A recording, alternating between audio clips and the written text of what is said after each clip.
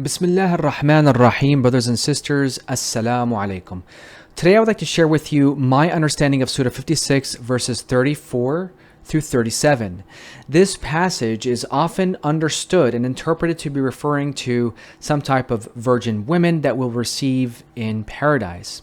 So just to give you a perspective, we're going to look at the Sahih International translation of this passage. Starting from verse 34, it reads, "And upon beds raised high. Indeed, we have produced the women of paradise in a new creation and made them virgins devoted to their husbands and of equal age."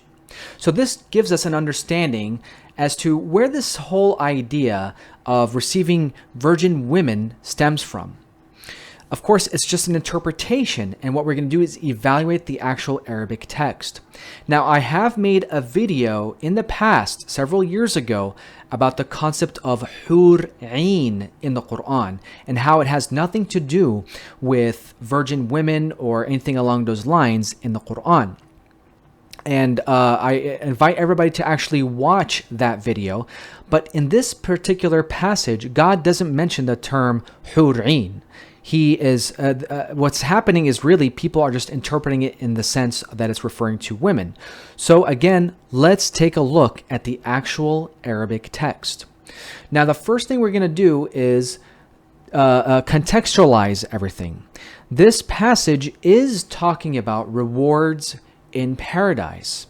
God does talk about receiving extended shade and water and fruits. Then we come to the actual passage in question, starting at verse 34. So God here talks about furushin marfu'a. We're going to receive furushin marfu'a, literally furnishings that are raised. Now I'm going to keep Muhammad As'ad translation on the side just so you can get a perspective as to the traditional understanding of this passage. So God says we're going to receive furushin marfu'a, furnishings that are raised. What I want you to pay attention to here is that the Arabic word marfu'a is in the feminine form. Okay, it's in the feminine form. And this is probably why traditionalists will translate it in the sense of women. Like here, like the Muhammad As'ad translation. "And with them will be their spouses raised high." But notice here, there is no mention of spouses here. God literally talks about just the furnishings. He says, furnishings that are raised. There is no mention of women or spouses here. So this is the initiation of the problem. God in this verse says, furushin marfu'a, furnishings that are raised, and this raised here is in the feminine form. Keep that in mind as we go to the next verse. It says, "Inna ansha'nahunna insha'a." We have initiated them an initiation. The word initiated them is in the feminine form also. So God, what is God talking about? If he's not talking about the spouses, well, God is talking about the furniture. He says, we have initiated the furniture an initiation. It's still in the feminine form as it is in the previous verse. So contextually, God is talking about the furniture. He's not talking about women or spouses, as that is not even mentioned in this passage. So God says, "Inna ansha'nahunna insha'a." We have initiated the furniture and initiation. Then in the next verse, "Faja'alnahunna abkara." We have made them untouched. The Arabic word "faja'alnahunna," we have made them, the them here is still in the feminine form, referring to the furniture that is based off of the context. So God says, we have made them abkara.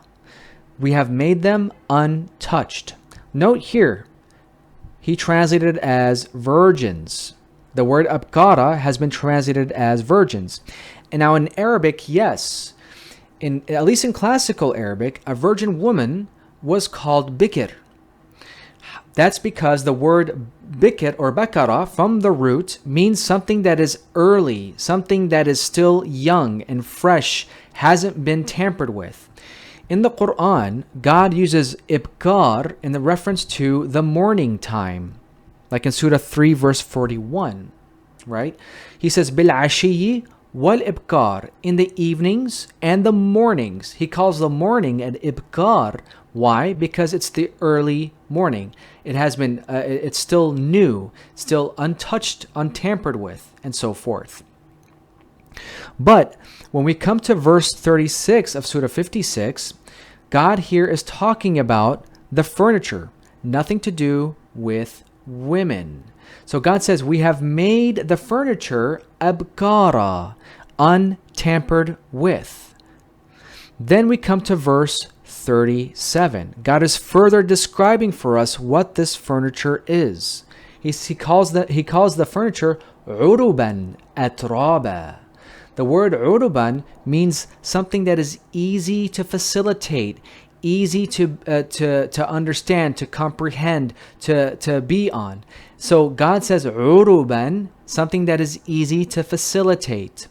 Atraba, the word taraba means something that is equal, balanced, equal in any aspect. So basically, God is describing for us what these furnitures are. Uruban, they're easy. Atraba, they are actually balanced or equalized or something along those lines.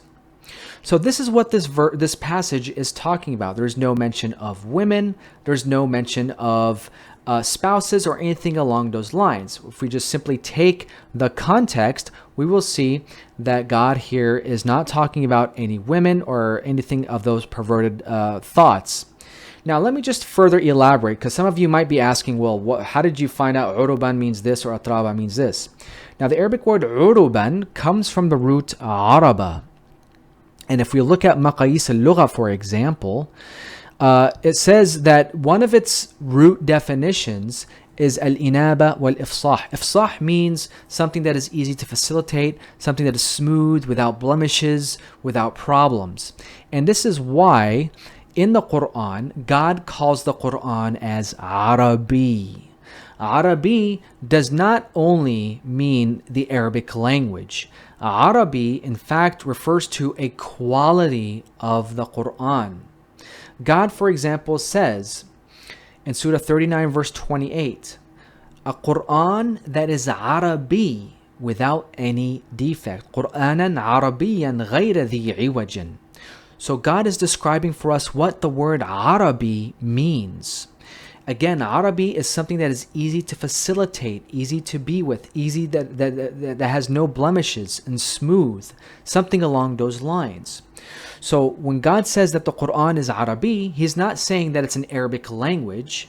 He's referring to the quality of the Quran as being easy to facilitate, smooth, and so forth.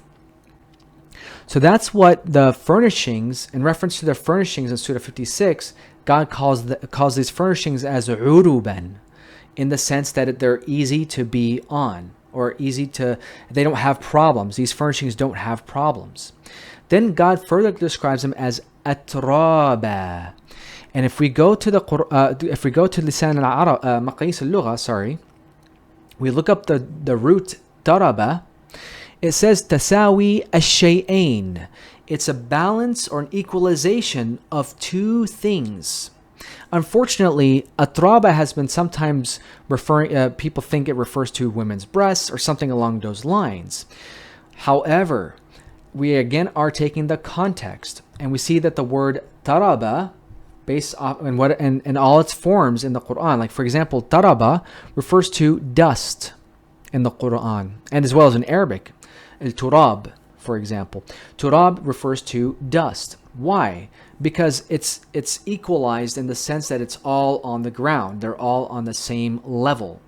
So in this context of the furniture, God calls this furniture as uruban atraba, in the sense that it's equalized. It doesn't have any bumps or anything along those lines. It's smooth, easy to be on, easy to live on.